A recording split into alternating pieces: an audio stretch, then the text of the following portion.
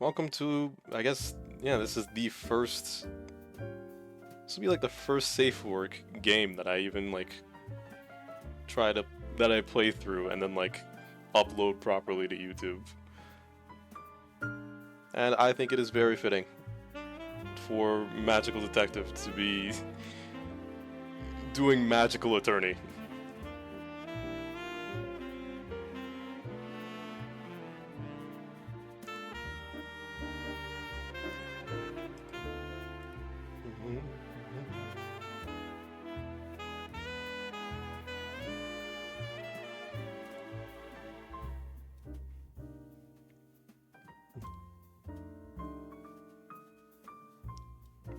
Just making sure. There we are. Okay. Let's play.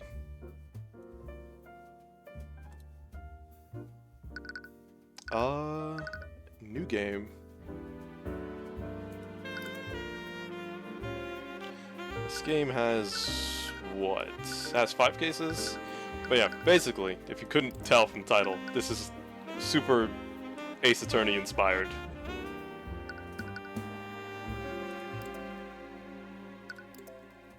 And let me up the text size just a bit.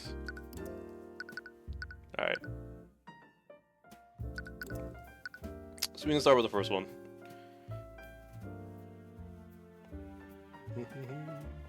Cold-hearted aristocrat.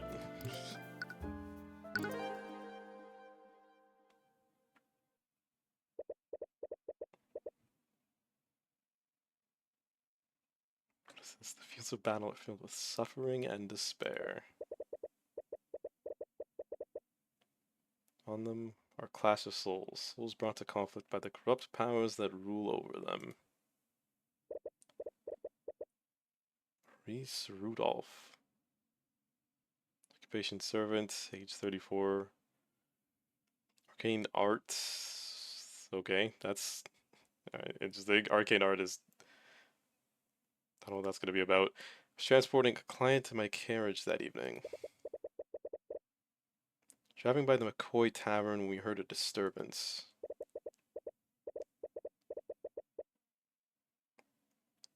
I was worried that something was amiss, so I walked in the building to see what the commotion was. There I saw the defendant. It's by the blue glow of the dining rooms. She was stabbing the victim with her magical sword. Objection! Oh, that's... That's Phoenix coded as fuck. That's Phoenix, that's Ryunosuke. Alright.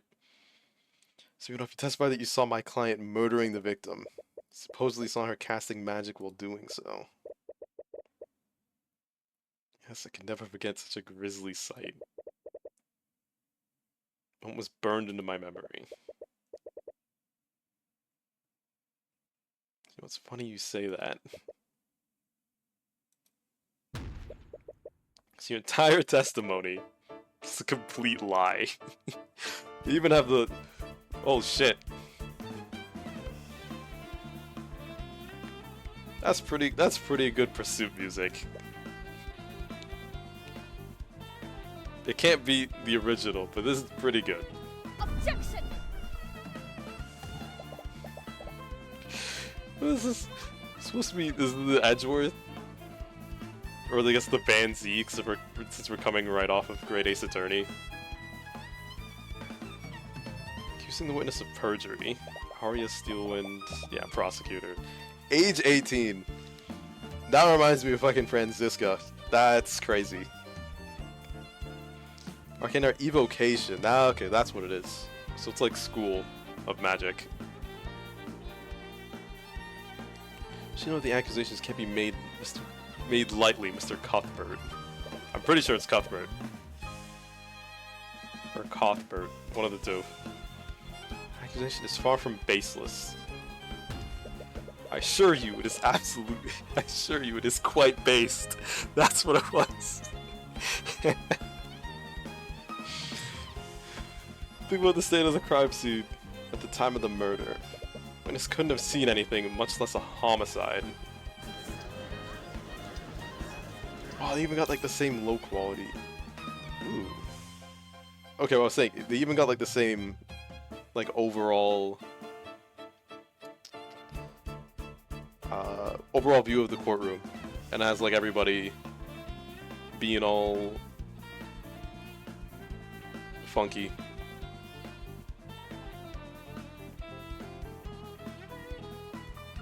There we go. New slide shift. I don't know what this is though. He knows something. And that kind of reminds me of Athena's thing from Dual Destinies and Spirit of Justice. This matter, there's still a few people who carry the ideals of justice within their hearts. But you have to wonder sometimes, are these ideas truly just? Or are they simply lies fed to us by our elders? Okay, that was a sudden shift. Okay, damn it. Oh, Jesus. Oh, wait, this is from the... This is on the Steam page. He's fucking impaled.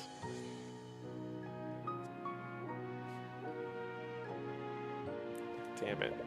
Flintheart, you fool. Couldn't you have just listened to me? Who on earth? Immediately, I'm like, this guy's a villain. Because he doesn't have both eyes covered, he only has one, which is a sign of edginess. Can't trust people who have one eye covered.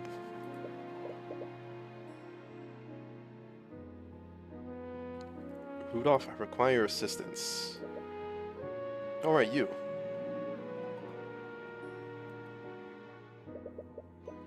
The Scaled Lord, what did you... Killed... Oh. Alright, well, fair. We know who killed him. Look at the town guard. Tell him you saw his daughter fleeing the scene. Sure, their neighbors heard them arguing with each other. They'll immediately suspect her.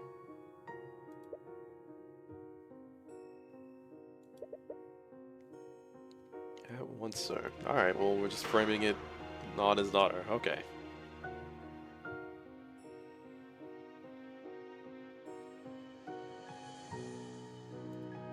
Cold-hearted aristocrat. Earlier that day...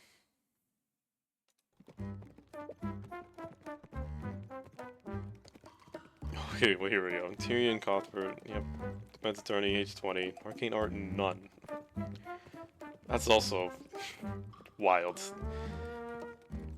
But, like, Ace Attorney was already a little anime, so I guess we gotta amp it up a little bit. Everyone's pretty young.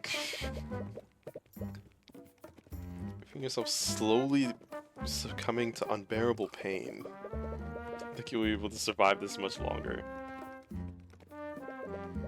Hello. Hi. Ruby Timor, occupation attorney, 46. He doesn't look 46. Sure you're okay, Cuthbert. Look like you're about to pass out. Oh hey. You had like an intro card. Don't worry about me, Miss Timora. I'm fine. Riding in this carriage for days, you're definitely not fine. Keep up on the road, you feel yourself becoming more and more nauseous. Taking every ounce of willpower just to hold down your lunge. I am perfectly fine. You say so. Jesus. The carriage drive over a large bump in the road. Feel and hear your stomach retching in protest. Stew you ate for lunch doesn't taste nearly as good the second time. No. It's disgusting.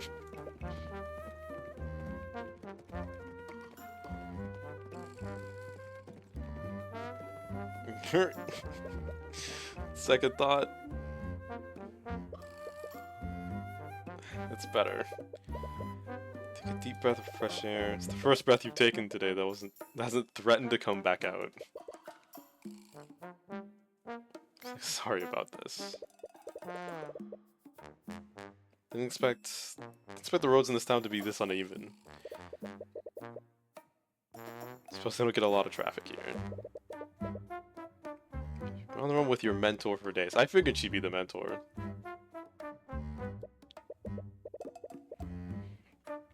You've been searching for a man named Flintheart McCoy, who I assume is the guy we just saw, like, dead. Supposedly he's been a voice of dissidence against King Olivier? I want to say Olivier, for the last few decades. I have no idea what kind of business Miss Timora would have with him. She'd know better than to ask questions about her affairs. Oh, this is Mr. Generic Man. This he doesn't have eyes either, but they're not even like, they're shadowed, but there's nothing covering them like mine. So yeah, and he's a merchant. He looks like a blacksmith with the gloves. All right. Hello, travelers. Welcome to Cornhaven. Local merchant steps out from one of the nearby shops. There's a wide smile on his face, and he approaches your carriage with the enthusiasm of a starving vulture. When a pair of dignified individuals such as yourself care for a refreshing drink. Again with this thing. Suppose they must be from the city. Is this like, are we reading his mind?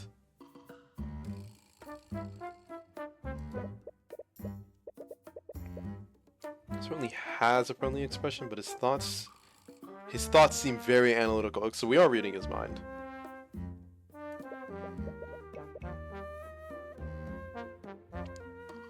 Well, I don't need a drink, but glances at you and your stomach rumbles in agreement. Just the thing for an upset stomach. The cares like that, I bet I could fleece them for a lot. Okay.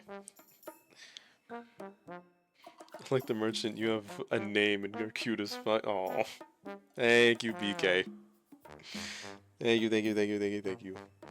Which button is it? Oh, I remember it. I can... Yeah, there you go. Thank you, thank you.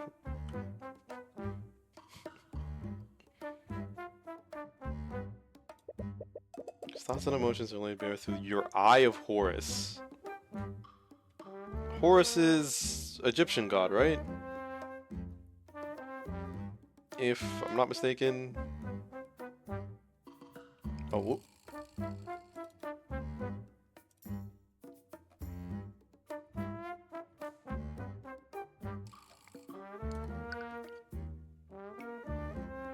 I'm gonna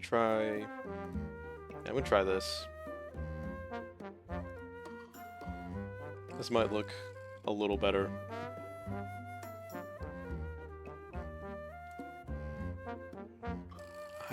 What is he the god of, then? The merchant's expression doesn't betray a hint of what he's truly thinking.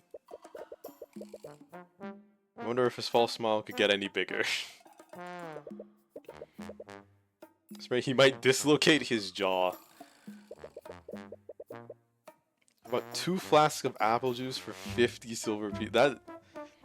I don't know the economy in this world, but that doesn't seem right. 50 silver pieces. Find the price daunting, but this is organic and fresh made apple juice. It's just store-bought juice, but I bet they can't even tell the difference. You spotted an empty bottle of store-bought apple juice. I mean, he's pretty bad at this then, if he didn't even hide the evidence. Appeared to be a god of war in the sky. Okay, I wonder if they're gonna give like a reason as to why they decided to name it Eye of Horus. So Cause I imagine like this is a game about the law. I figured it'd be like the god of justice or something. Expressing on okay, we can just see inside the merchant shop. Okay. Store-bought apple juice. Type clue. Corner bay merchant has a bottle of store-bought apple juice. It's resting on the table inside his shop. It's suspiciously empty. It's added to your notes. It's like the court record.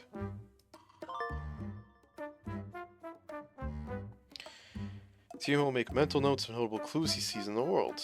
His notes are instrumental to solving mysteries and progressing through the game. You can check these notes at any time by opening the toolbar in the top left. Okay, so this concept, because I do know a little bit about the game. I know about how he takes notes mentally and like can take pictures like sort of mentally. Just like a runestone, and I got one of those. That's what this thing is on the middle of the chest. You can look at it.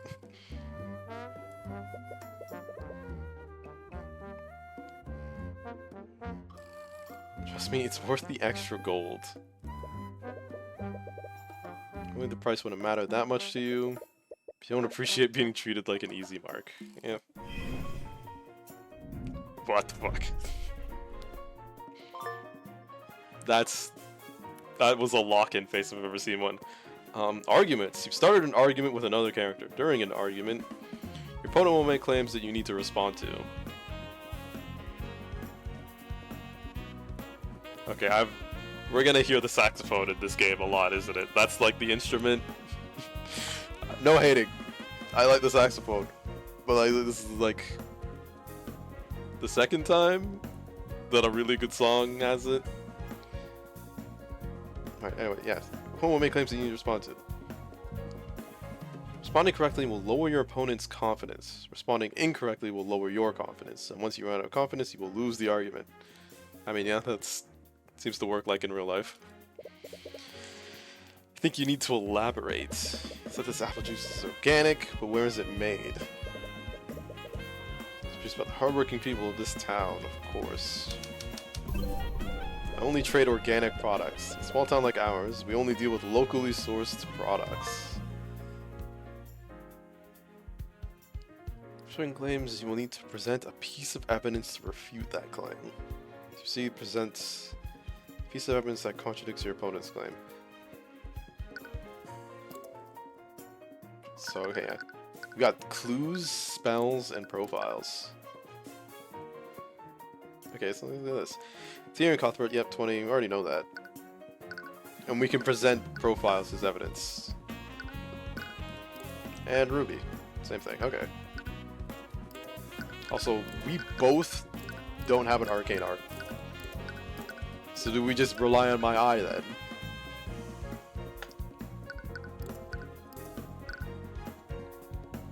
Corner, yep, let's just present this. Say that, but I can see an empty bottle of store-bought juice inside your shop. How would you have something like that if you only deal with organic products? Damn, there goes half this health. Me when I play fucking Chip and I get grabbed by Potemkin. How did that get there? Okay. Made no mistake. Only of that because I wanted to see how my products compare to that of the city. And let me tell you, that mass-produced slop doesn't even compare to my product. What an obvious lie. This truth is worth far more than what I'm offering. Honestly, I'm offering you a very good deal. Interpreting during arguments. For certain claims, you will need to look at your opponent's thoughts and emotions. Choose the correct response depending on the information seen. So logic, choose this option if your opponent's thought contradicts something in your notes. Intuition, choose this option if your opponent's thought contradicts their claim. Empathy, choose this option if your opponent's emotions. Okay, so we gotta look at like all three. The logic of the situation, their thoughts, and their emotions in the situation. Truth is worth far more than what I'm offering. I usually only sell this stuff for 5 silver pieces of flask. So like this is a contradiction of the mind. So we need to use intuition. It's obvious those flasks are only worth 5 silver pieces. Got it. Okay, interesting. They kind of like melded. So they took like Athena's system, again from Dual Destinies and Spirit of Justice, and then they gave us the ability to read their thoughts.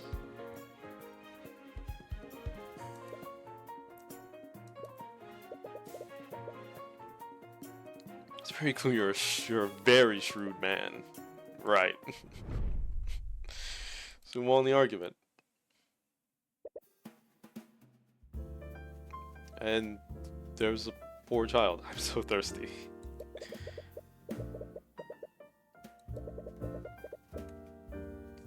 Her eyes are fixed on the flask of apple juice. How about 20 silver pieces for 3 flasks? Alright, so like, we're giving him 5 silver pieces on top. Really? I would have just taken 15.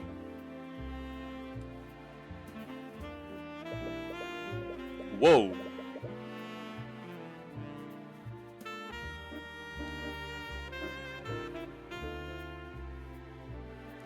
The Kingdom of Wyvengard, established several centuries ago by the 7 High Archmages. The kingdom is currently ruled by King Olivier de Wyvengard and the mages of his nobility.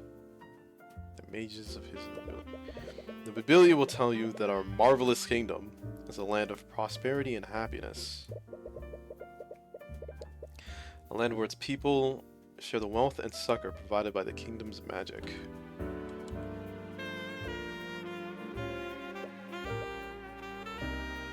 Oh yeah, we give it to the child. I haven't had anything like this in years. Thank you. Suspect thoughts tell you exactly how much succor the kingdom is sharing. You know? Didn't know you had such an eye for rural economics. Well, I suppose I just have a good intuition for this sort of thing. Or did you use another kind of eye? Does she know about it? Okay, she does know about it. So an Eye of Horse is an amazing gift. Take every opportunity to hone it. Try to be more subtle next time. So like, okay, I assume the game will tell us, but how much public knowledge is this eye? Because I feel like if the merchant should have seen our eye and been like, oh, he'll just see through my bullshit. If I can see through you, others will be able to as well. Right. Anyways, I did some asking around while you were haggling. Oop. Oops. Supposedly the McCoy Tavern should be north of here.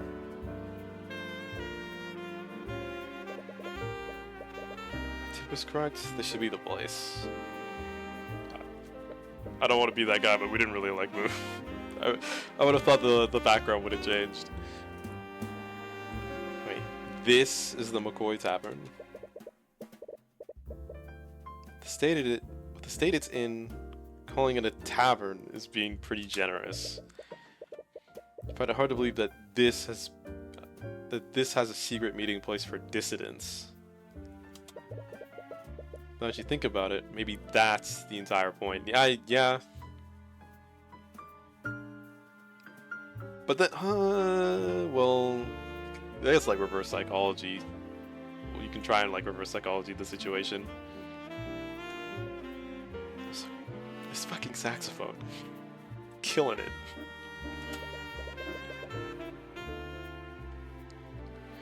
The tavern has been shut down for years. Nowadays, Flintheart just uses it to host his rallies. Although I do wonder how they've been keeping themselves afloat for this long.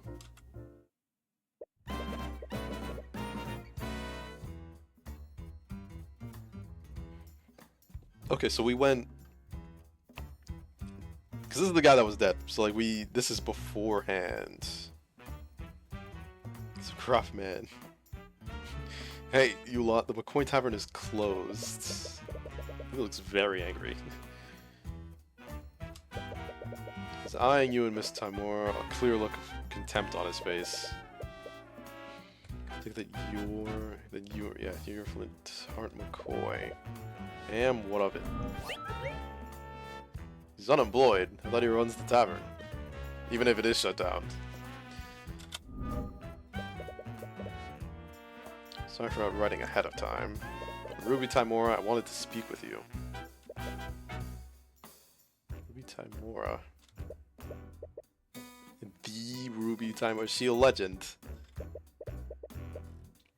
Any animosity he initially had immediately vanishes. He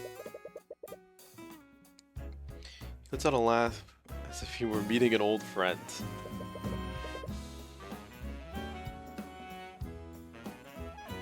So come on in. You didn't expect someone like him to know about Miss Timora. I suppose it makes sense. They both fight against the same enemy. Albeit in different ways.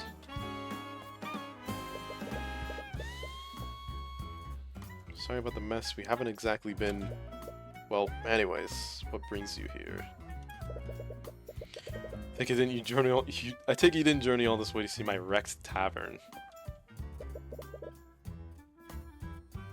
Here on behalf of a client. We have a proposition that you might be interested in. Say more, we could talk more privately. Sure, the kitchen is empty. Wonderful. Tyrion, stay here while I speak with McCoy. I mean, like, we just came all this way to sit in the tavern part alone. Don't you need my help? There's no need for that. Hell, there's no need for that. She's trying to make a deal with Flintheart. You can easily read his thoughts to help her. Right, yeah. Oh shit. She doesn't... That's a motherly look of cut that shit out if I've ever seen one.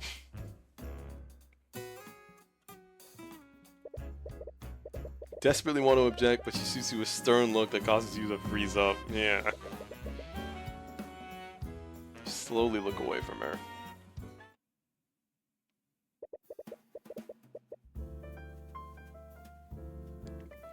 Spend some time waiting alone in the tavern's dining area.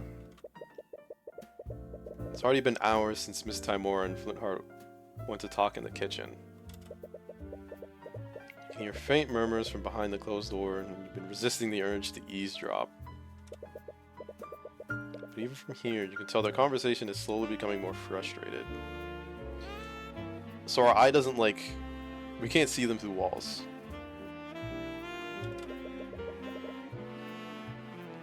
Looks like they're going to be a while.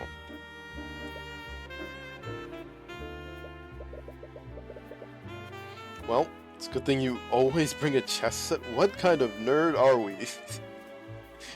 To bring a chess set around with us. Are we gonna... There's no way we're gonna play with ourselves. It has... Tell me that it's the magical chessboard that, plays against us. Bring out the small chessboard that you've carried around since you were a child. Chess can be played with one person, and you've always taken advantage of that. I guess. But that's, kind of boring. The entire point of, chess is, outsmarting your opponent.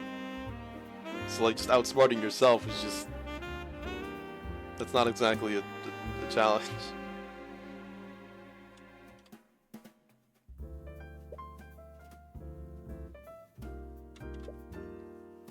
Yeah, checkmate. Obviously there's gonna be a checkmate, or the game's just gonna go on forever.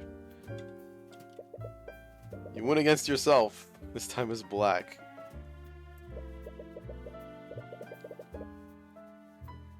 Played 10 games already and have won 7 out of times as black. Oh, white always goes first, right? So I guess that's kind of relevant. Who are you?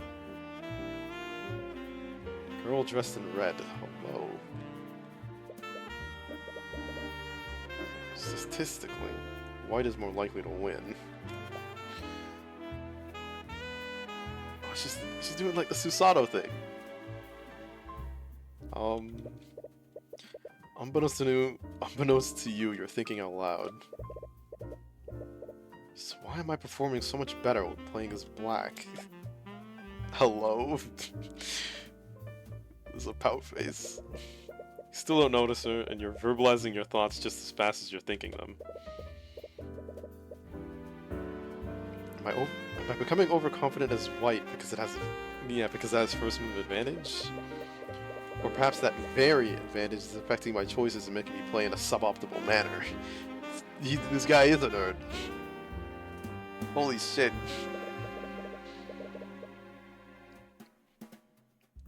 If a personal quirk is making me play illogically, then I need to correct it. Hey! There we go. How long have you been standing there? It's the time you noticed me. Trying to get your attention for a while now. Sorry. You know where my dad is? Okay, you're Flintheart's daughter then. Yeah, Celeste. And that just updated. Celeste McCoy, occupation mercenary. Okay, age 19. It's just like a year younger than us. An Arcane art transmutation. So turn things into other things.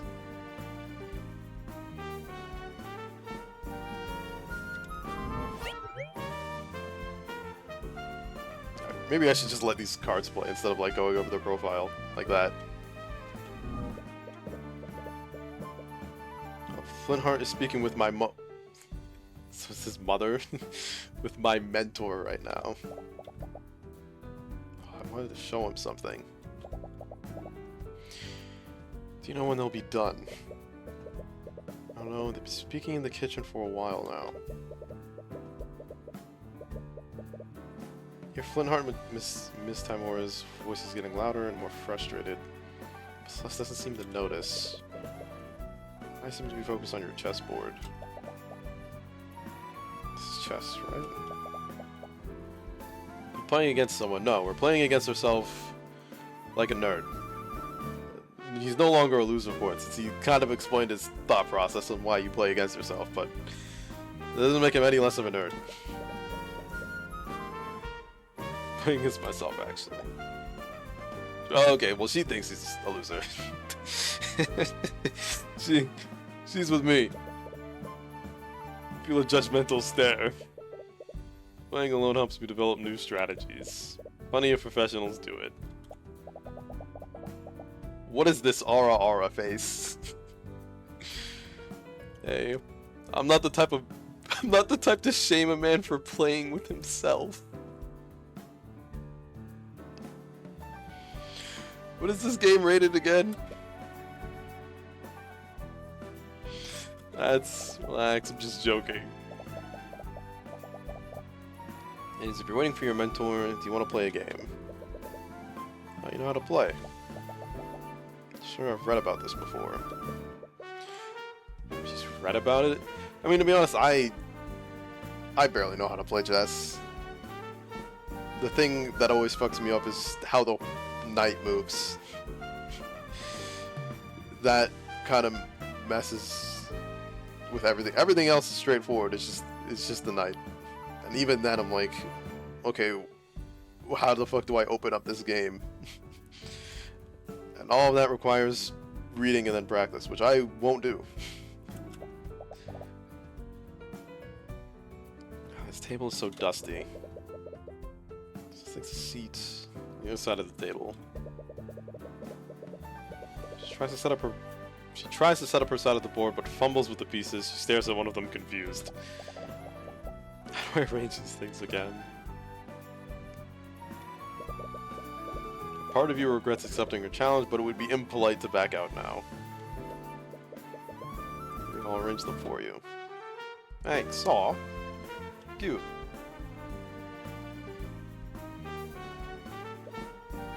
Checkmate. I imagine if she barely knows how to play.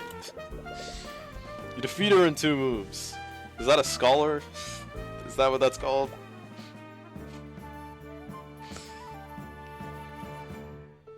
Just fucking blinks.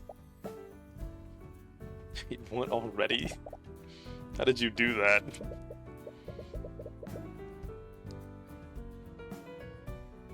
Set against telling what the name of that mate was. What is that? Now I have to. Yeah, so it's called a fool's mate. That's why you won't tell her. Rematch me, I want a do-over.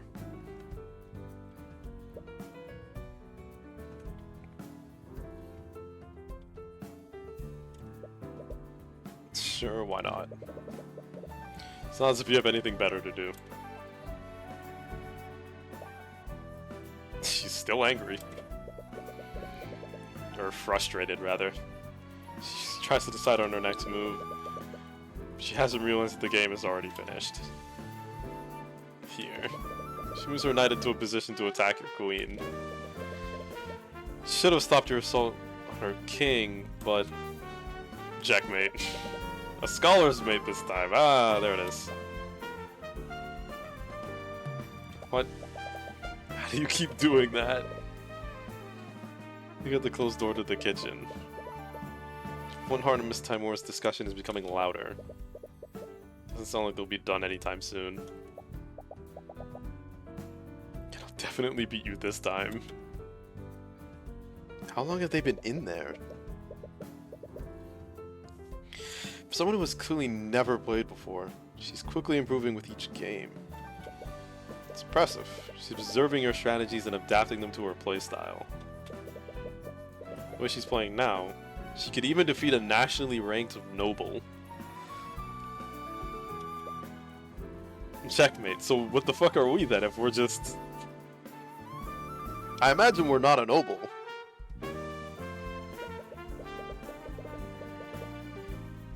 But even so, you've been playing this game for a lot longer than she has.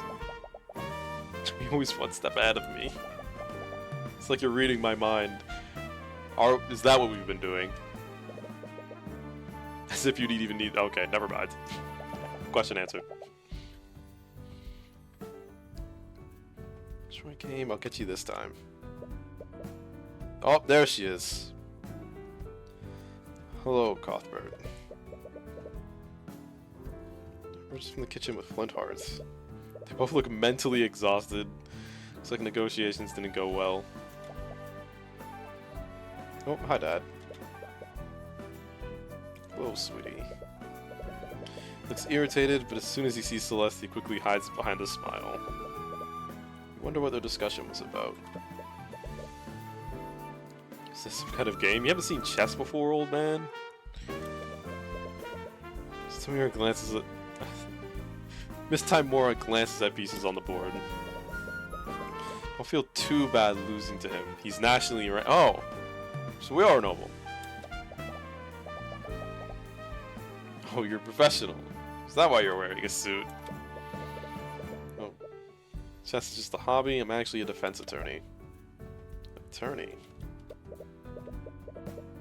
Speaking of which, we should probably be on our way.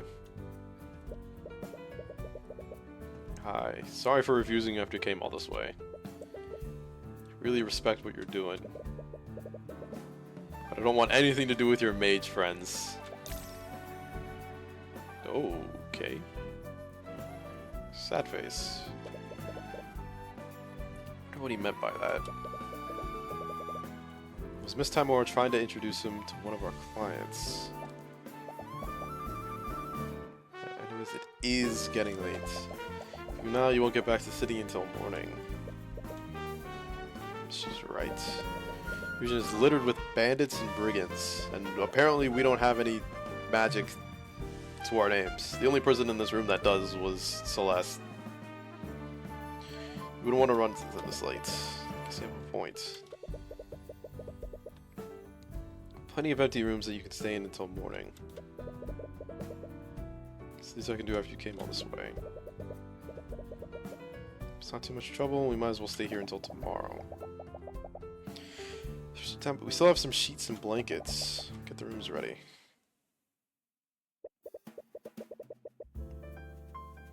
Okay. So one thing I want to point out is the music hasn't stopped. Which, while it's good, you do need the silence every now and then to help, you know, bring out the actual presence of music. Because if this happens all game, then eventually I'll get tired of it.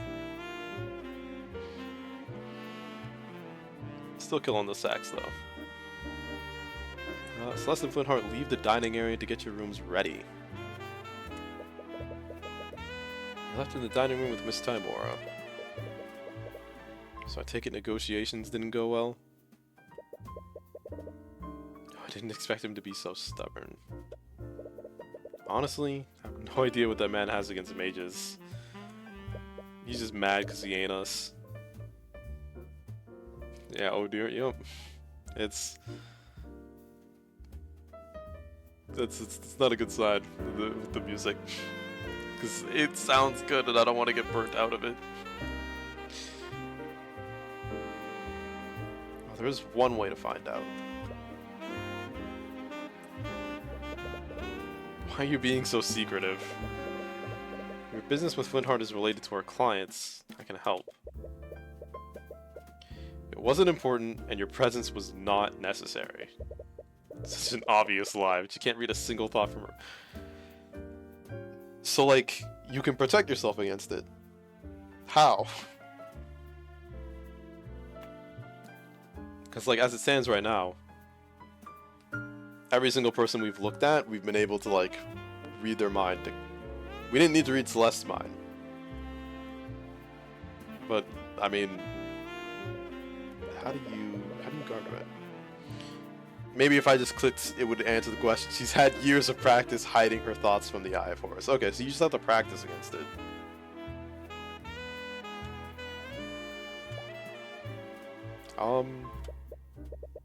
Celeste enthusiastically came back downstairs. She seems to have noticed the tension between you and Miss Tymora. Sorry to interrupt, but your rooms are ready now. Alright. Thank you. Awkward silence hangs in the air as you and Miss Tymora head upstairs. Reach the upper hallway and see two rooms that Celeste prepared for you.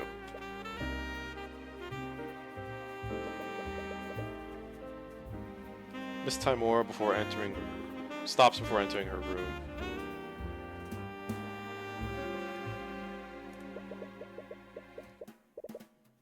You were playing chess with Flintheart's daughter earlier. Was she any good?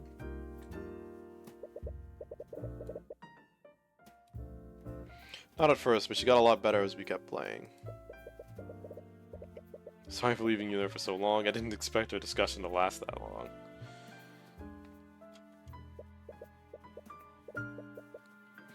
That's fine. Despite everything, I enjoyed playing against her. I see. Well, I suppose you are at that age. What? Oh, like that. I was lost for a second. No, it's not like that. It's just that outside of tournaments, I never really get to play against another player. You only ever want to play shogi against me. Man, I want to learn how to play shogi. Like, I think the first time I ever properly saw shogi was in Naruto. With, like, Shikamaru and his dad playing shogi.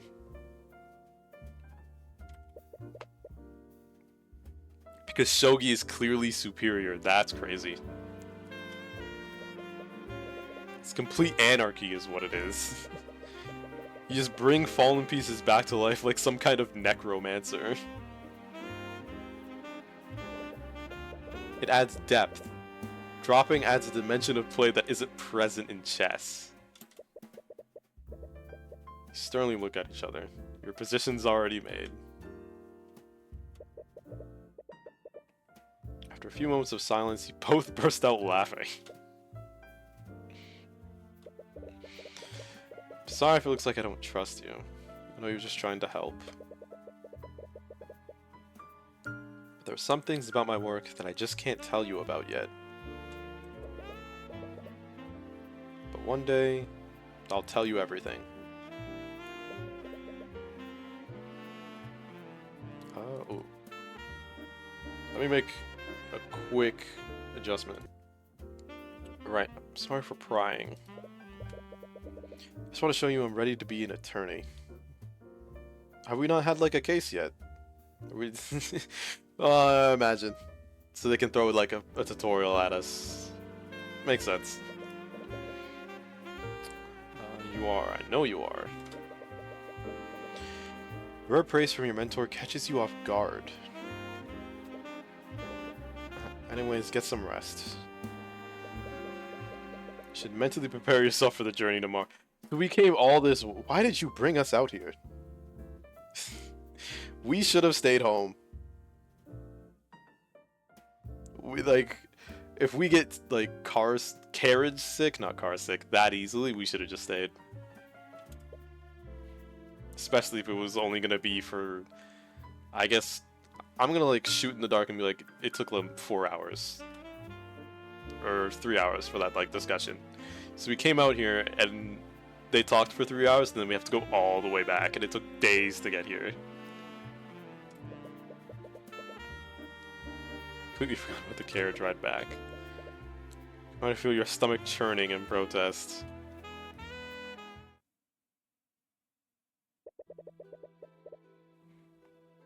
You lay in the bed that the McCoys prepared for you. As you close your eyes, you slowly drift into a deep slumber.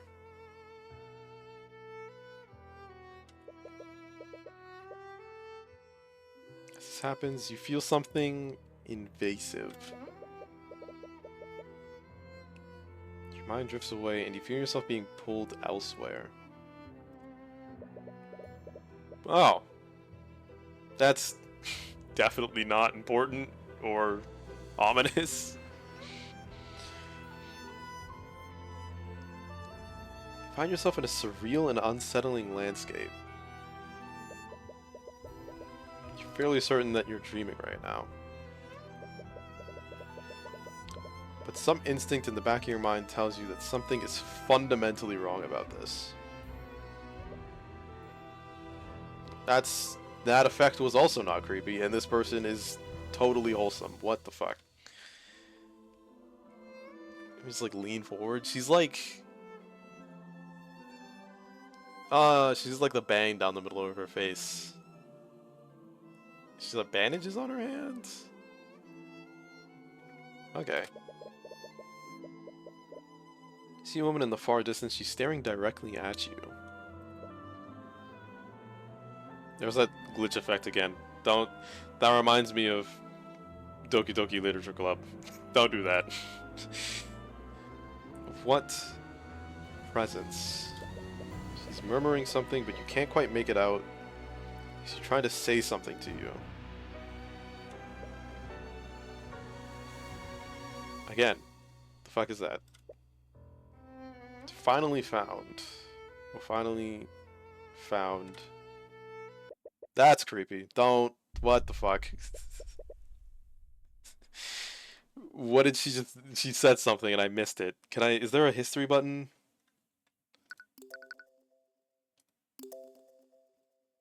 I finally found you, Heavensborn. What the... Okay.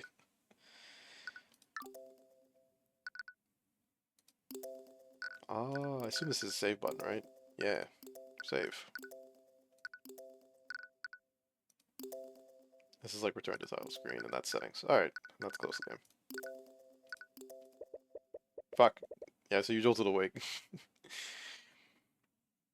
Can't exactly remember what that woman said to you. Whatever words were, they sent a piercing chill down your spine. Your breath is heavy and your heart is beating at 100 miles per hour. Calm down. It's just a dream. I don't know, man. You live in a magical world of magic. If you get weird dreams, they usually mean something. At least that's what you try to tell yourself. Please just let me explain. Oh, okay. They did say at the beginning of the game that they were arguing, so I guess this is that. I want to hear it. Hear the voices of Celeste and Flintheart ring out from downstairs. Must be extremely late. What could they possibly be arguing about at this hour? I want you out of my house. Out. A dead silence lingers in the air before you hear someone rush out of the tavern. Whoever left slams the door behind them. What was that all about? It's none of your business. You only met those two today. Fair. To be honest, I would probably respond the same way. Probably best not to get involved in their affairs. And as you tell yourself that, a brief image of Celeste's smile appears in your mind. Damn it. Okay, yeah, he's gonna go. Slowly make your way out of the room. The hallway is nearly pitch black. You can barely see a few inches ahead of you. Damn. Not even like moonlight? Oh, there's no like windows here. You have to watch your step to avoid tripping. Oop. Run into Flintheart, who was slowly walking up the stairs. Even this close, it's hard to see his expression in the darkness. So, sorry, I just heard... Right. I forgot you two were... His words trail off.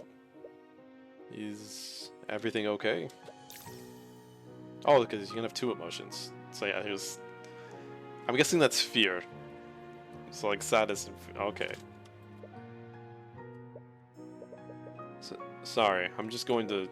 You awkwardly shimmy past Flintheart to head down the stairs. He doesn't move out of your way. It's clear his mind is elsewhere. You arrive at the dining room, but you don't see Celeste anywhere. Honestly though, it's hard to tell with how dark... Oh yeah, we actually... I didn't even like recognize. We are in the dining room. It is incredibly dark.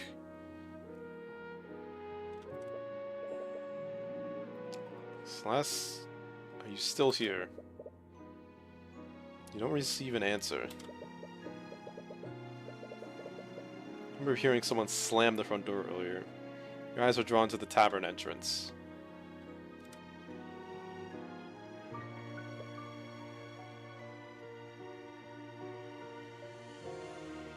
Yep, still calling for her.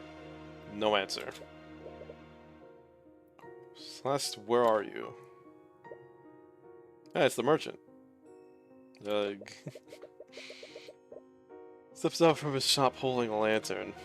Appears to be irritated by all the noise you've been making. A kid from before. Any idea what time it is? This isn't the city, you can't just make a bunch of noise like this. Right. Sorry. I mean, we're looking for someone. Who? Celeste McCoy, she's Flintheart's daughter. Merchant's expression becomes a little colder. Do you know them? What do you want with that bastard? That damn mage. What?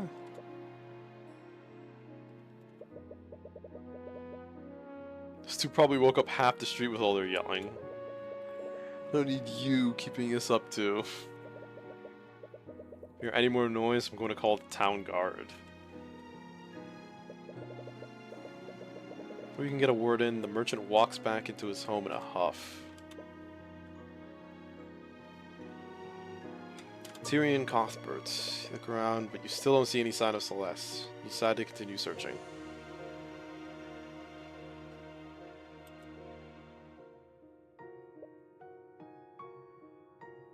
Okay, so he's just back here. Can't believe I said those things to her. She'll never forgive me for this. Oh, it's obvious. Okay, so that's not your normal. You have both your eyes normally. Alright. Still evil looking. Sorry, buddy. His temper is as short as ever, Flintheart. Honestly, how do you live in this darkness? Luxo. Okay, he just cast like a light spell. What are you doing here? How dare you bring that witchcraft into my home? Is he not like mages? Is that the deal? Yeah, he's just a hater. Got it. They've been busy lately. The little rallies have gained quite a lot of support. Too much support for my family's liking. You came all the way to convince me to stop? You have my word. If you stop spreading dissidence, no harm will come to you or your family. Ha! Your word is as good as the dirt you lick off King Olivier's boots. As if I'd ever trust the words of a murderer like you. There you go. So they got the obvious history. Flintheart, please. As someone you once called a friend, I'm only gonna ask you one time. Friend. Oh no. I'll be dead in the ground before I ever call the likes of you a friend. Get out of my house. I don't have time for your nonsense. Uh-oh.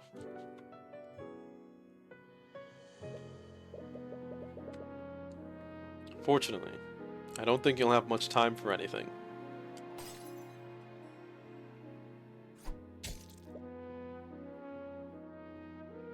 The bottle just exploded. What the fuck?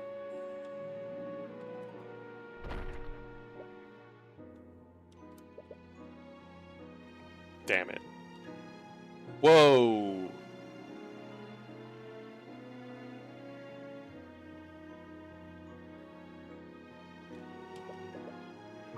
Flintheart, you fool.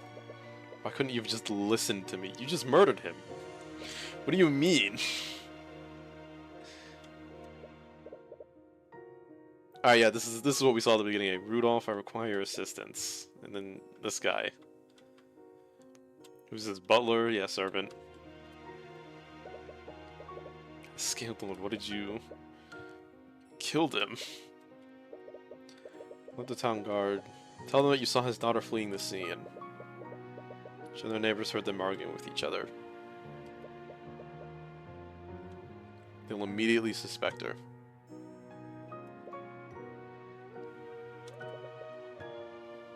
At once, sir. Oh, yeah, we're still out looking. Searching for Celeste for a while. How long have you been outside? 2 hours? 3? Jesus. It's clearly taking a toll on you. Where is she? What am I going to do now? Oh, yeah, that's her. That's why I was like, there's no way it's reading our own emotion. Excuse me. Your faint voice. Could it be? Oh. So if you're behind an old tree, you finally find her. She looks just as tired as you, probably even more so. Her eyes are puffy and red, but she's doing her best to hide it with a smile. I've been looking all over for you. Yeah, for 3 hours apparently. How far did you go? I'm guessing we woke you up. Yes, you did. Is everything okay? I think it was just it was a little more of it was like relationship ending argument. If you ran out here for 3 hours and he was like, yeah, she's never coming back.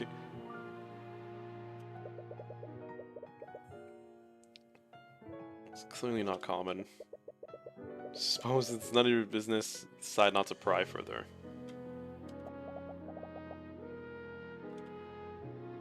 been looking for me all this time. I have. Thank you. But I'm okay now. You should head back. What about you? I'm gonna stay out a little longer. You know that you should mind your own business, but... yeah, well... actions taken before consequences. Sure, whatever happened between you two, it's nothing you can't talk out.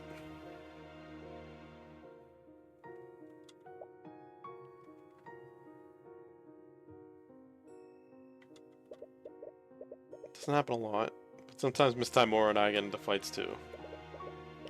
No matter what happens, we were always able to talk through it.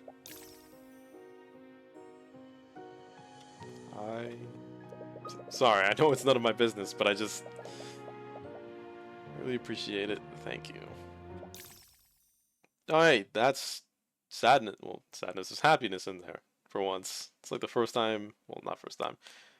Well, it's the first genuine look at happiness we've seen, because the merchant was an asshole.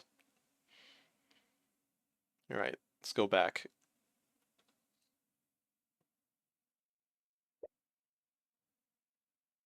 Okay, now what? Oh, we made it back to the... I see. It's now surrounded by several carriages and knights clad in plate armor. Is that the Inquisition? Nobody suspects the Spanish Inquisition. Is that the Spanish Inquisition? Like, okay, the Arcane Inquisition. They're an order of knights that investigate crimes committed using magic. Hey, that's what I do. No, you didn't. What's the issue? What do you mean, no, I didn't?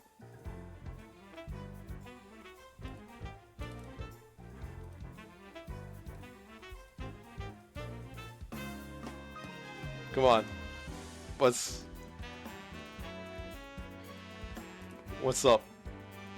What happened? You did not just do a Spanish Inquisition. Yes, I did, because why not?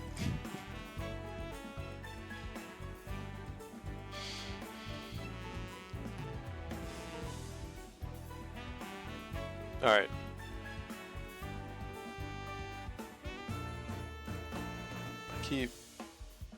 See, no one else is noticing what I'm noticing, but I want to fix it. And I don't think I can.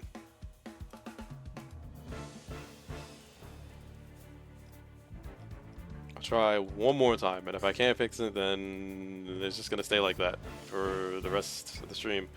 Which, by the way,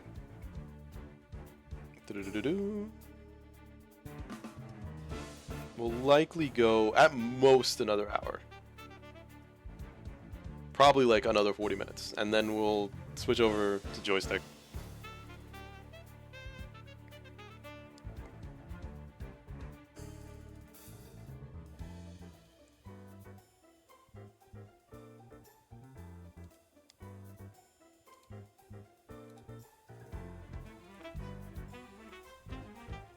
Okay.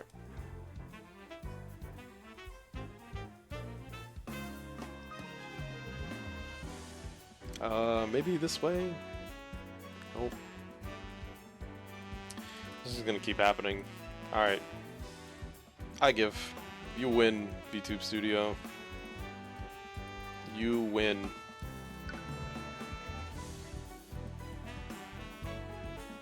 I can't exactly explain what I see, 'cause then more people will see it. But, yeah.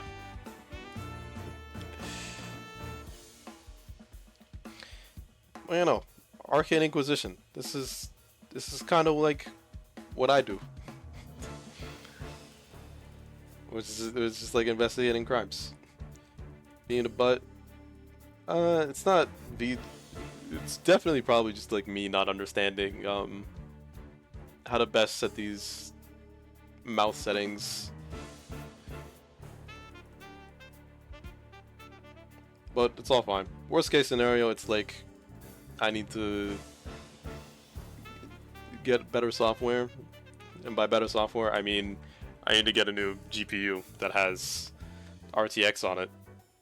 So that way the webcam gets my face better. Yeah. One of the Knights invested crimes committed using magic. As you say the word crimes, you and Celeste share a glance and come to the same realization. Both of you rush towards the tavern, but Celeste outpaces you by a large margin. Oh. That's a sad face. What? No.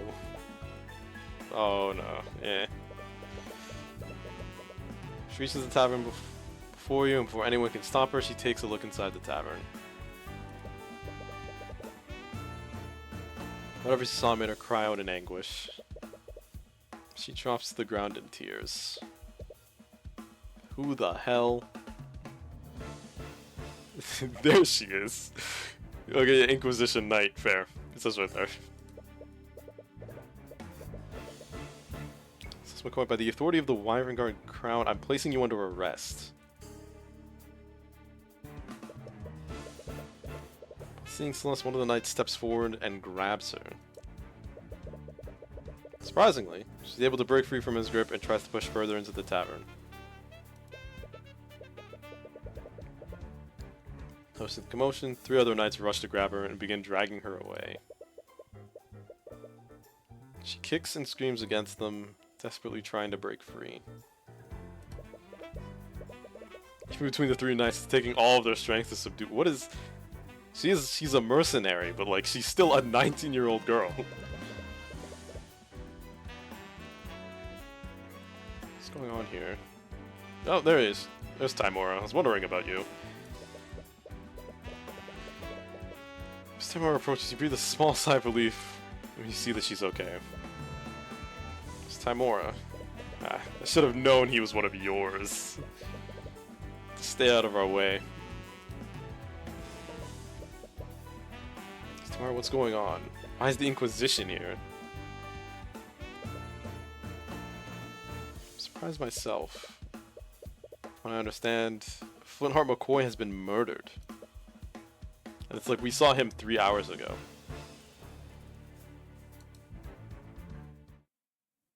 Have to save your progress. Oh, so we do have 2B. I was a little worried about that, if there would be any 2B continues.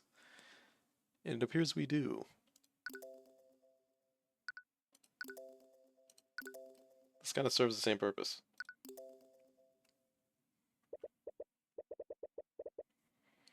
Follow the Inquisition back to the city where Celeste is being detained. According to Miss Tymora, Celeste was the prime suspect in Flintheart's murder. Due to the supposed nature of the crime, her case would be pushed to trial immediately. Yep, sounds about right. But many elements of the situation still don't make sense. The Inquisition only investigates crimes committed using magic. So why is Celeste their prime suspect? Didn't you read on the character profile, Tyrion? She has transmutation powers. Could she be a man? Okay, well, I'm guessing that we weren't supposed to, but the game told me.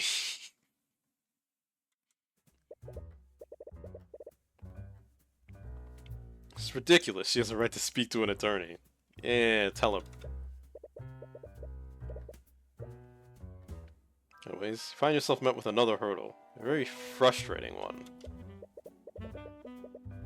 Yeah, well, we can't let you see her until she's been processed. Her trial is in an hour? It's... Jesus Christ. Okay. How has she not been processed yet? I don't know what to tell you, kid. Wish I could help. You don't need to use the eye to know that's a complete lie. She's really planning on defending her. Do you know if she can even afford a lawyer? This is a good question that's never asked in any Ace Attorney game. Like, we need to get paid. At the end of the day, we gotta survive too. Like, saving the justice system and stopping innocent people from being found guilty is a good thing to do. But you also need to eat.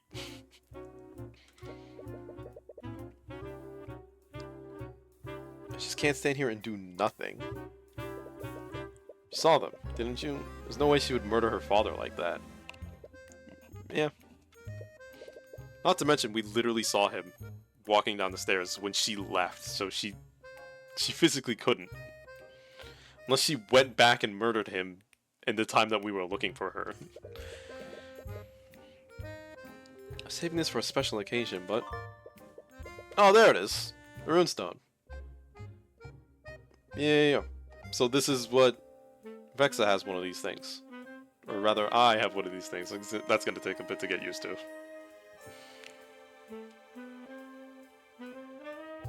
Attorney's Runestone. A magic runestone allows you to take pictures of crime scenes and write notes telepathically.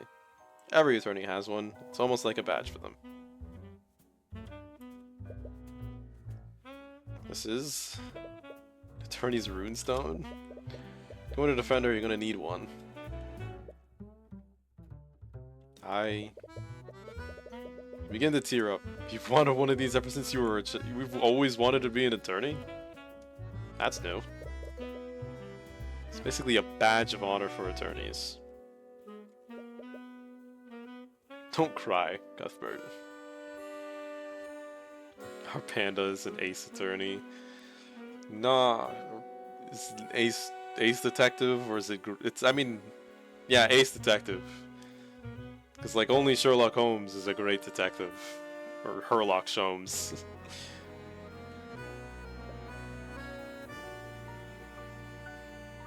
Sorry. Anyways, keep one thing in mind. If you try to defend her, the Inquisition isn't going to fight you fairly. Our court system only exists to create the illusion of justice. Oh boy. They hate people like us, and they'll do everything in their power to sabotage you. Damn it. You knew that they tried to get in your way, but you didn't expect them to do it this blatantly. Here's the Inquisition Night Duty. Okay, you're gonna be a recurring character, because you do have Special Portrait. Just all this noise. You're that knight from the tavern. It's Commander Orm White to you, kid. Yeah, knight, age 64. You look pretty cool. I can't even lie. Oh, you got like a turn in your head like that. That's pretty good.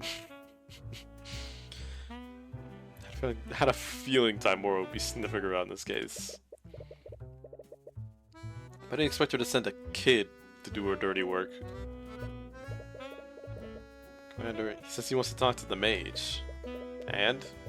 She's got a right to an attorney, doesn't she? Well, she hasn't been processed. Commander White looks confused for a moment. What kind of bullshit are you trying to pull? Let him through, you idiot. Yes, sir. Alright, so like Orm's about the system and the process. That leads you through the halls of the dungeon. Something built in the capital. Looks extremely old and decrepit. Well, prisoners. Yeah, those would be the emotions I'd imagine.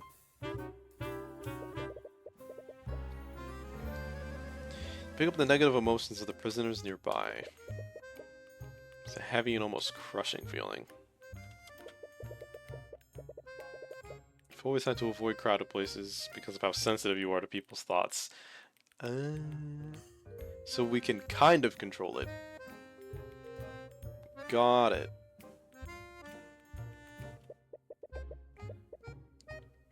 Ever felt this much concentrated despair before? There, Celeste.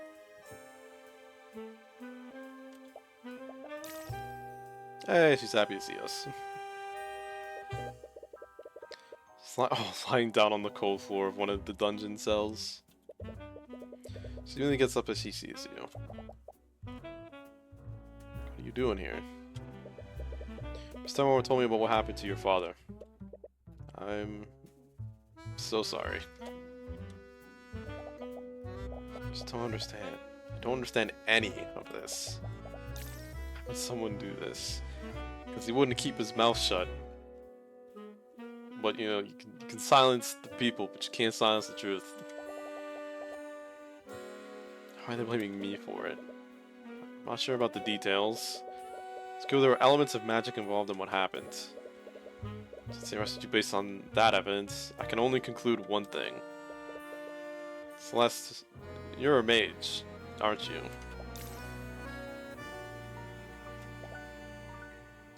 There's no sense in hiding it anymore. Yep. I say our eye. The text box told me you were a mage. Yes, I am. You have noble blood. Of course not. Why would you say that? So the ability to use magic is hereditary. Most mages tend to have some kind of noble... Okay. I see. I get it now. So that's why Flintheart was like... Fuck you, King Olivier. And the nobles.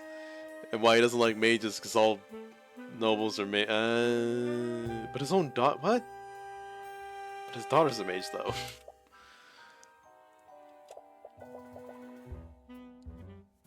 I honestly don't like thinking about that.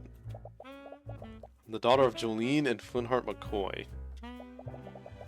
That's all you need to know. Oh, you're adopted, aren't you? That's anime adopted line if I've ever seen one. That's all I need to know about myself. Like Iris kind of had the same conclusion in the Great Ace Attorney, but she had to reach that naturally. She didn't start that way.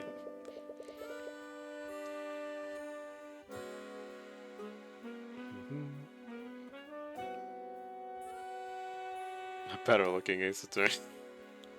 Thank you. Oh, I'm not an attorney. I'm a detective. Which, yeah, speaking of detective, like, attorneys should not be investigating scenes of the crime, but we've kind of walked past that. You must not push the matter further.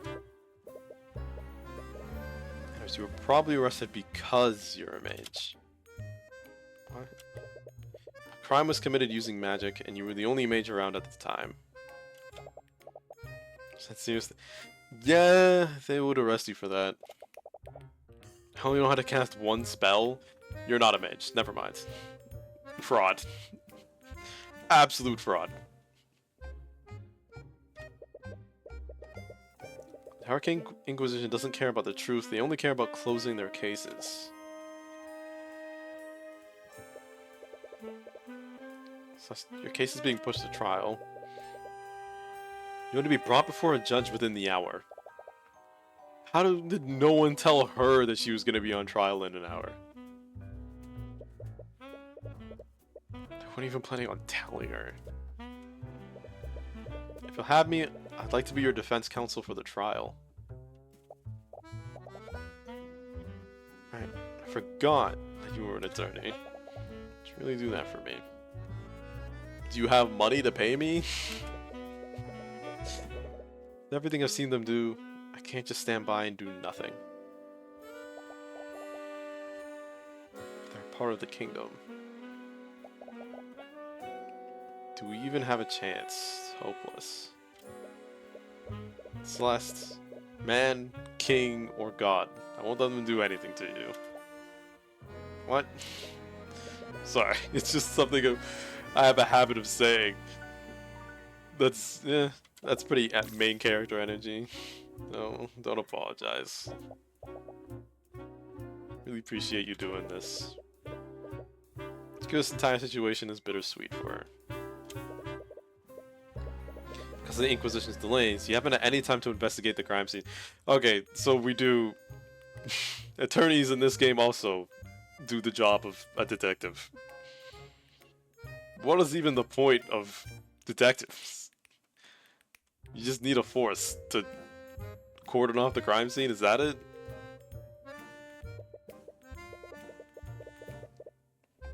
Confident before, but whether or not you can really do this.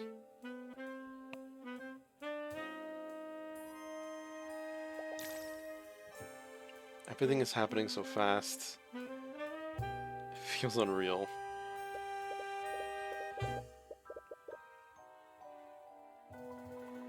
No.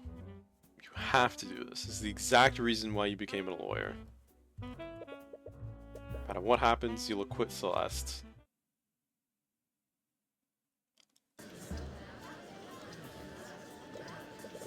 There he is. It's like, let me take a second and actually look at this guy. Everybody else in this universe is kind of like using very fantasy looking clothing. His ass is just in a suit. Which makes him stand out. But I wonder if there's any specific reason. Anyway, courtroom. I'm in a real courtroom. Actually entering the courtroom is taking a lot of wind out of your sails. You've never been here as an attorney before. You've only ever acted as Miss Timora's assistant. And then there's you, who also has a very fantasy-looking design. Arya Steelwind, or Arya Steelwind. And yeah, you're the 18-year-old evocationist. The woman at the prosecutor's bench is staring at you. Miss Timora mentioned her before you went to see Celeste. What was her name again? I think it was Arya Steelwind. Occupation, prosecutor. Feel the coldness of her glare burrowing into you. Why is she staring you down? Is she trying to intimidate you? Because it's working. Lock in. Fix the face. Focus. What the hell? Alright. Funny looking judge on account of like... Ace Attorney judge is completely bald. This guy has a little bit of hair. He's kind of winning on him. Well, he's kind of beating him, rather. He's 80 years old. God. Court is now in session for the trial of Celeste McCoy. Prosecution is ready, Your Honor. Oh, the defense is also ready, Your Honor. He doesn't necessarily sound very ready. Regardless, let's begin the proceedings. Prosecutor Steelwind, please list the charges. Panda. Oh, whoa. That looks more science than magic. The defendant is Celeste McCoy, a mercenary for hire and a registered mage. Did she just say mercenary? I mean, we didn't get told that. The text box told us. Yeah, I had to take up a job after my family's tavern was shut down. Oh, so they're the reason they're still afloat. She's 19-year-old mage mercenary. Not a mage, you're a fraud. You only know one spell. Never mind. Mercenary. Not exactly the first occupation you'd choose. She's charged with second-degree murder and negligent misuse of the arcane arts. There was magic involved.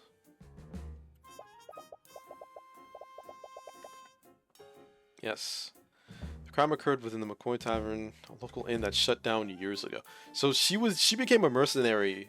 If we're talking like being generous. She's 19, like 16 years old. Alright. Locals reported hearing a loud commotion coming from within the building. Hours later, a carriage driver that was nearby checked the disturbance. was then that he found the victim. The defendant's sword still impaling his dead body. Inquisition has provided an autopsy report and a record of the sword. Autopsy report for the number has been added to your notes.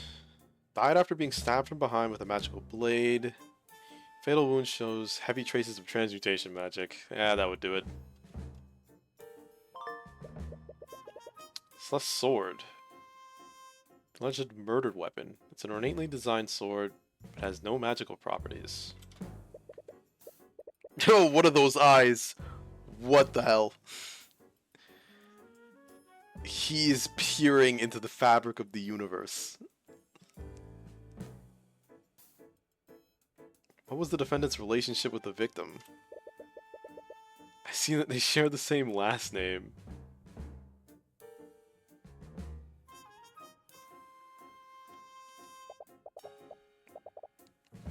The defendant is the victim's daughter, but not by blood. There it is.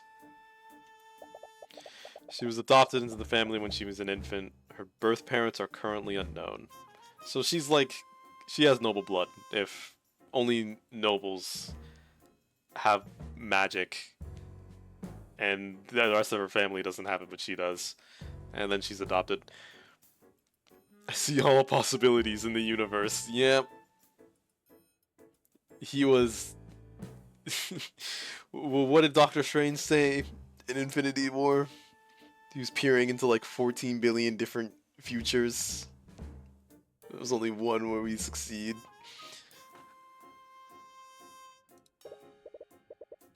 Let's see. An unfortunate turn of events.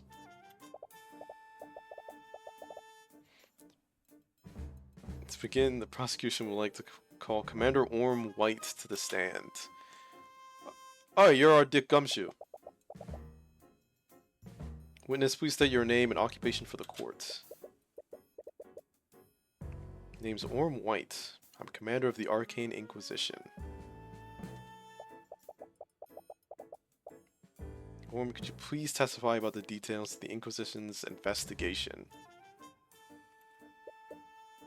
Yeah. You kind of remind me of Detective Bad.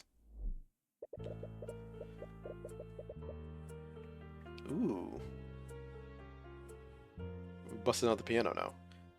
We got a call late at night. Someone discovered a dead body inside the McCoy Tavern. At the scene, we found Flint McCoy dead on the floor. The defendant's sword was still inside of him. We have several witnesses who've heard the victim and defendant in a loud argument before the body was discovered. The argument must have turned ugly, because the defendant killed the victim using her magic sword. But the sword has no magical properties. Isn't that really incriminating? One of her possessions is the murder weapon, yeah. Mr. Cuthbert, you may begin your cross-examination. Open your mouth to respond, but nothing comes out. Can't think of anything to say. Everything is blank. Mr. Cuthbert? Hey, what are you doing? It's the part where you say something, right? I'm sorry, I don't... Anxiety's just getting worse and your bets are coming out more and more desperate. Yeah. That sounds about right. Are you hyperventilating? What a disappointment. She's giving mad Franziska vibes. I was hoping to fight against the infamous Ruby Taimura today. But it's clear you can't even hold a candle to her. Is that a cane?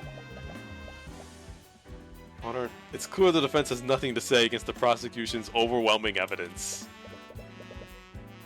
Yep, this case is pretty open and shut.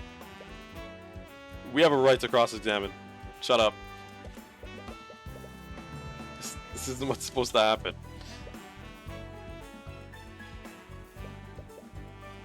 I'm sorry, Tyrion. I couldn't acquit Frey. What? She was found guilty. That means, is this a flashback? Are they going to execute her? No, not again. You're seriously going to let that happen again? Interesting. Tyrion! Celeste grabs your shoulders and shakes you out of your panic. You need to calm down. Gaze is calm and focused despite the gravity of the situation, but she looks stern, not angry. I'm sorry, I didn't mean for this to... Stop. Just listen to me. You know what to do, alright? Just do it the same way you play chess. What? You were just so calm and focused when we were playing before. How close I got to beating you, you always knew how to stay calm and win. So just channel that feeling and look at the pieces. Doesn't make any sense. Alright. That works. We're locked in.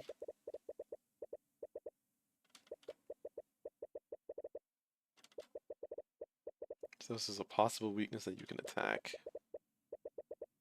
Every bleak moment can be turned around. You just need to consider every angle. There you go.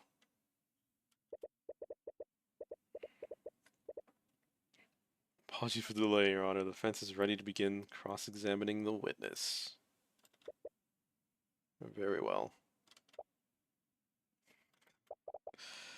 There we go. Thank God that worked. Yeah. Carefully examine the statement he made and find something that contradicts the evidence in your notes. Once you do that, present the contradicting evidence and prove that his testimony is false. Hey! Even got like that scene. So we know cross-examinations. We've done these. We managed to get a... what? The Minister of Foreign Affairs in Japan. We managed to get him arrested with these. Cross-examining a witness. Carefully examine each statement they made and find the statement that contradicts a clue, a spell, or a profile in your notes. Once you identify the false statement, click present. Yeah. So immediately, I was like, but the sword isn't magic though, right? Using her magic sword.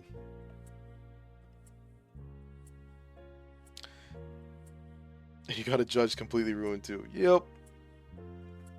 Fucking Strongheart. And his punchable ass smiling face. No wonder they never made him smile throughout that entire game. Every single time he did in that final case, I just wanted to punch my screen. Right, present. This thing, right? It has no magical properties. It's just a normal ass sword. With a really weird hilt. Objection! That was pretty good objection. I like. Commander White, you testified that the victim was killed using the defendant's magical sword. Am I correct? Yeah, it's pretty obvious when you look at the crime scene. Hey, smack the desk. I think I'd actually have to disagree with you on that. Defendant's sword couldn't possibly have been the murder weapon. What are you talking about, kid? The sword was inside his body. Of course that's what killed him. In the case, take a look at the autopsy report. And yeah, this is okay. It hasn't hit me like the saxophone has. But I'm liking it. It says that the fatal wound had heavy traces of magic. So how would a non-magical sword leave traces of magic on the body? That's also a pretty funny face. She's very unimpressed. To leave a trace like that, the wound would have to have been created with something magical. My client's sword may look fancy and expensive, but is entirely mundane. Doesn't make a lick of sense. If the sword didn't kill him, then why was it in the body? Well, it's obviously just to hide the fact that something else killed him. There's only one explanation, Your Honor. The wound was created magically. And someone shoved the sword into the wound afterward. What are you talking about? Defendant is a damned mage. She could have easily killed the victim using magic. That may be, Commander. But why would she kill the victim using magic, then stab him with her sword? Thank you. She would just be incriminating herself. No. If anything, this series of events proves one thing. Someone used magic to kill the victim, and then they pushed my client's sword into the wound to frame her. Objection! Yeah, that was also a really good objection. That felt like Franziska. Could have had it yourself. Your Honor, the defense is trying to spin the facts in his favor. Am I not supposed to do that? I'm confused. What? I thought that was my job. Claims that a third party committed the crime and used the sword to frame the defendant. But wouldn't the simpler explanation be this? Magic was being channeled through the sword at the time of death. That is what left the magical trace on the body. Commander, please tell the defense how the murder was committed using magic. What? Alright, alright. I think I see where you're going with this.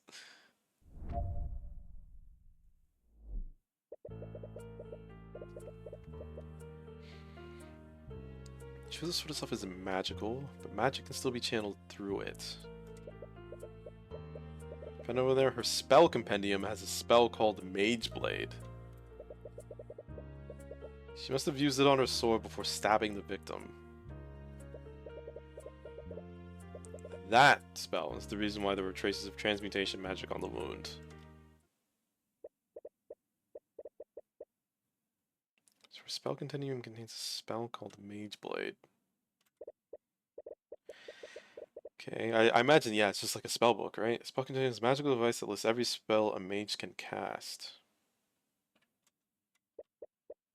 Luckily, Celeste's compendium only contains one spell. That means she can only cast that one spell. Celeste, you have your spell compendium with you. No, I left it at the tavern after, well, you know. Oh, okay, so she left. Makes sense. She wouldn't have, if she stormed out, I don't think she would have grabbed her spell book with her. If you can't look at the description for Mage Blade, you'll have to approach this another way. Commander's testimony was a lot vaguer this time. If you can press his statements, you might be able to find new information that you can use against him.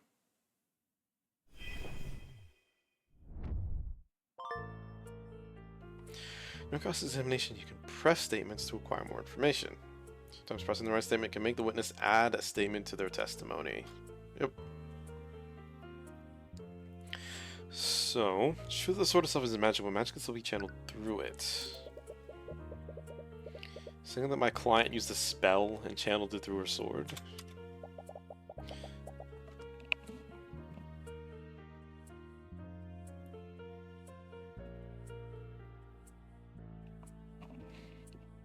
Sorry. Itchy ear. Ah. So, there are a vast number of spells that operate like that. Spells from the School of Transmutation are almost always channeled through an object. Okay. Then over there, her spell compendium has a spell called Mage Blade. Before we check, I want to see what the... Ah, there is no press button. So how about...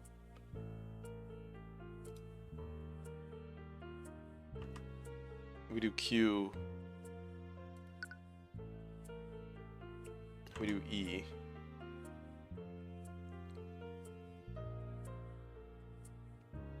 That should be fine. Interestingly, we can bring up the autopsy with A. Or not. Anyway, okay, so I just pressed there. Mage Blade. Transmutation spell that sharpens my sword. I usually use it when I need to cut through an enemy's plate armor.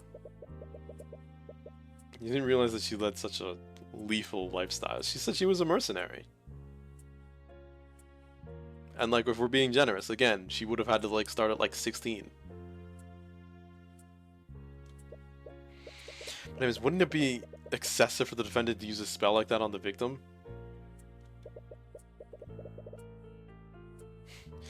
He wasn't wearing any kind of armor at the time of death. The victim and defendant were in an intense argument. Perhaps she used a spell in a fit of rage. It was a crime of passion, after all. Theory's a little far-fetched, but you need hard evidence if you want to disprove it. She's supposed to use on her sword before stabbing the victim. Why would she go through the trouble of doing that? Her sword alone would have been enough to commit the murder. Mages are always looking for an excuse to throw their power around. There's no rhyme or reason to it. You gotta smash the desk. Isn't that just your own personal bias, Commander? You don't need to understand why the defendant did what she did. The fact of the matter is that magic was present at the crime. Do you have any evidence of the contrary? You don't, yet.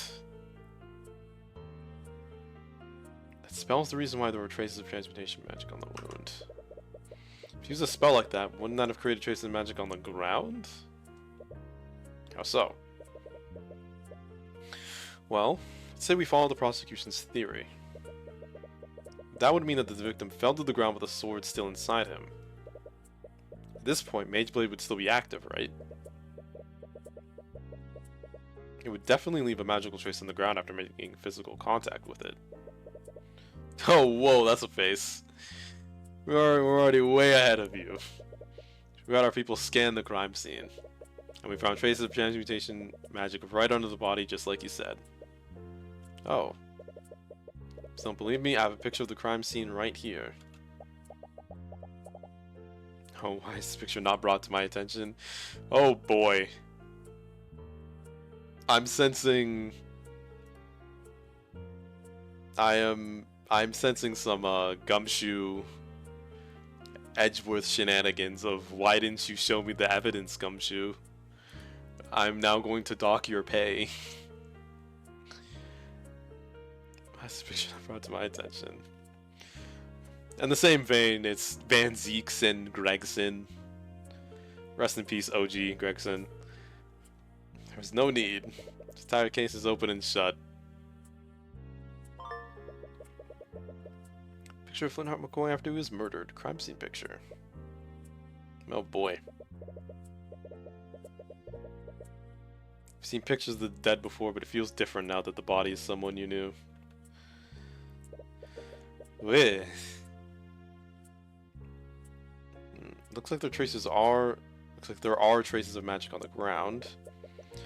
The shape is a little weird, isn't it? Doff. She sees it too. What was that just now? She killed him with a stab from the front.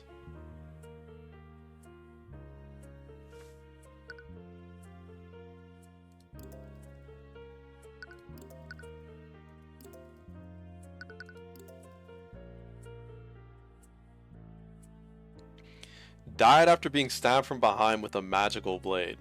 Stabbed from behind. Yeah, right, buddy. Objection! Sorry, Commander White. Seems that you presented another glaring contradiction. Oh yeah, and what's that? You said that my client stabbed the victim from the front. Am I correct? Yeah, you can see it plain in that picture. So where's your buddy? That's the thing, Commander. The picture clearly shows that the victim was stabbed from the front, but the autopsy report says that he died from the stab from behind. Objection! Damn. That's upon karma. Not fucking Van Zeeks. There's Edgeworth, yeah, but Edgeworth looks like that because Von Karma looked like that. And Franziska looks like that because her dad looks like that. You were supposed to release everything that you had. Why wasn't this photo given to me? There was no need. There's no way it could have been anyone other than that damn mage.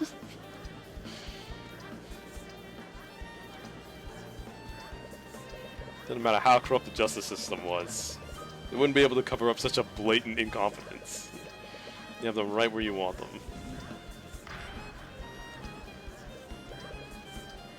Order in the court.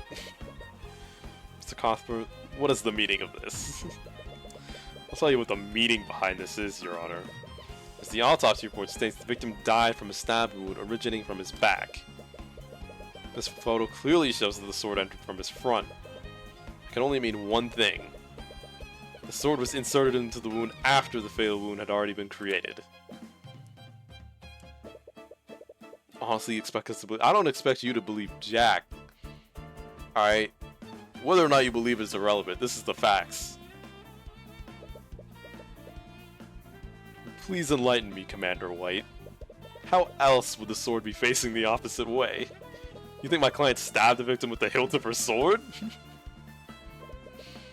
I didn't think so. What really happened is clear. The real murderer stuck the sword through the victim's wound to implicate my client. But they made a careless mistake and stuck the sword through the opposite side. Objection! Appears I underestimated you, Mr. Cuthbert. But you still got ahead of yourself. What is this boss music?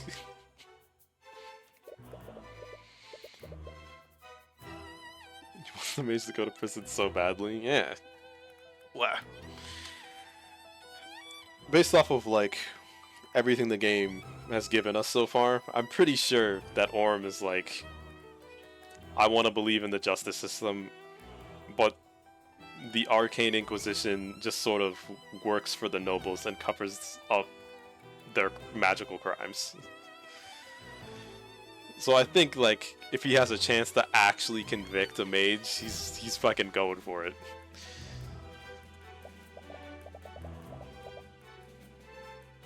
Oh, did he not? Now let me ask you one question, Mr. Cuthbert. If your client didn't kill Flintheart McCoy, then who did? It's not really my job, but in these games I always have to do it. How should I know? If I'm not mistaken, it's the commander's job. Holy shit! It's not our job to figure that out?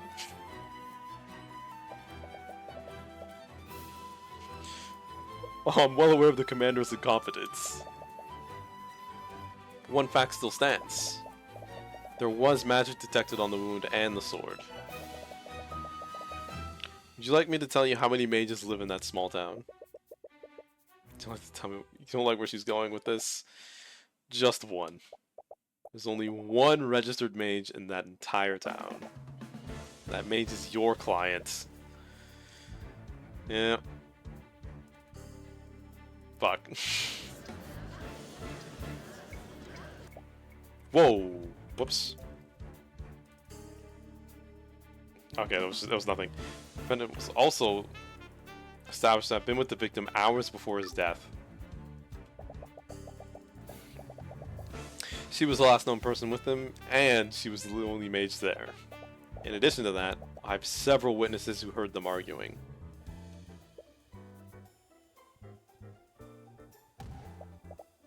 How she murdered the victim is simply an unanswered question.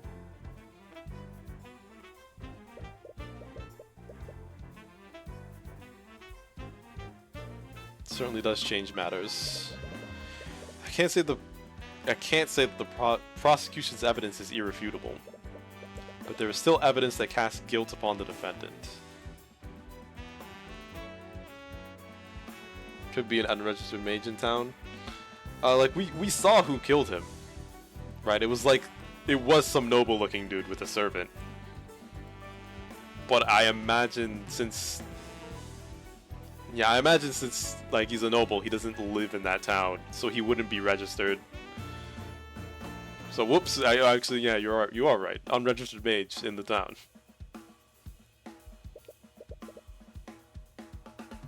Damn it, you almost had them. There are far too many unanswered questions for me to pass a verdict. We will give law enforcement time to clear these unknowns. I suggest that they conduct their investigation more thoroughly this time. Yeah, Orm. Resume the trial tomorrow morning.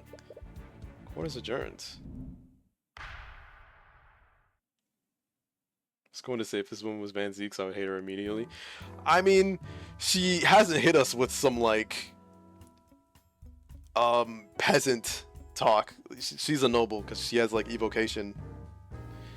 So she hasn't been like, you fucking peasant, like Van Zeeks shouting on and on about the Nipponese. Oh, it's MILF. I mean, it's Timor.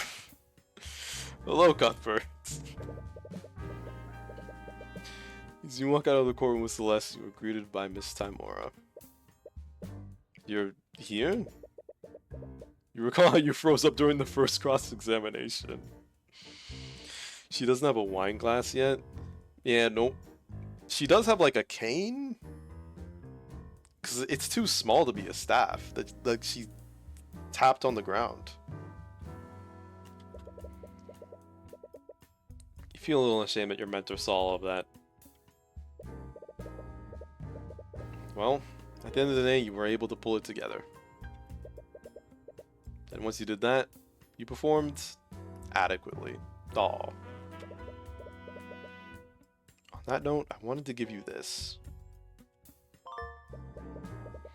Hey, it's the spell compendium. Contains the formula for the following spell, Mage Blade. So yeah, she wasn't lying. Whoa.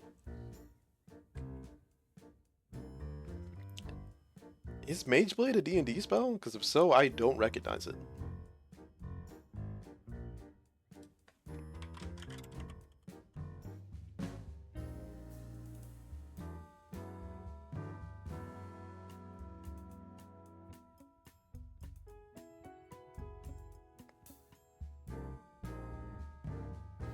No, it is not.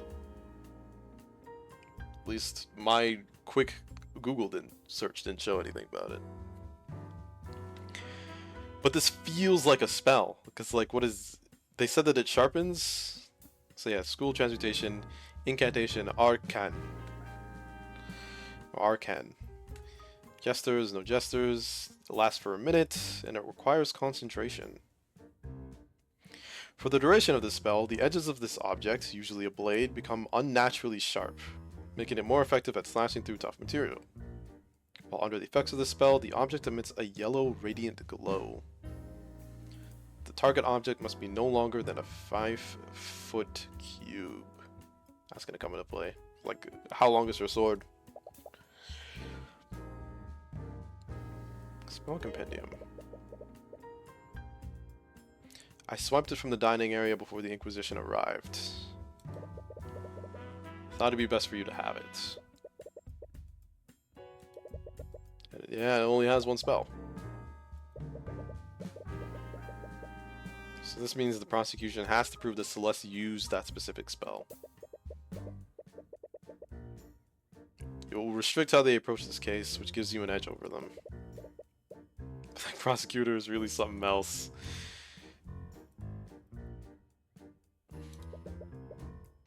Prosecutor Steelwind? Yeah. Still remember her ripping glare. Gives you chills just thinking about it. You wouldn't even know, but this was also her first trial. Huh. Okay. Normally they're like supposed to have like an established record of being badasses in court. Really? Never mind. Okay. I thought that her inexperience would make for a good first opponent. But that girl, she's a natural in the courtroom. Makes me wonder why a Steelwind would choose to become an attorney in the first place. What do you mean? Yeah, she casts magic, she's a noble. The Steelwinds are a powerful noble house. Noble families, they're one of the few who answer directly to the king. Most members of their house take high-ranking positions in the kingdom's military. So it's a bit strange that she chose to become a prosecutor despite that. Steelwind. I feel like I've heard it somewhere before. In any case, you best focus on the trial. You have about a day until court resumes. And now that we have time, we can actually talk and ask questions. Oh. Oh, I had a thought. You had a thought. Ooh. There we go. Sorry. You see the bailiff staring daggers at Celeste. Looks like they're waiting to take her back to her cell. What questions you have for her? We'll have to wait. I should probably go. Oh. I also wonder what they were arguing about. That was about the mage spell. Oh. Like, we know that the guy killed him. So I just assume that the noble dude has like a magical sword.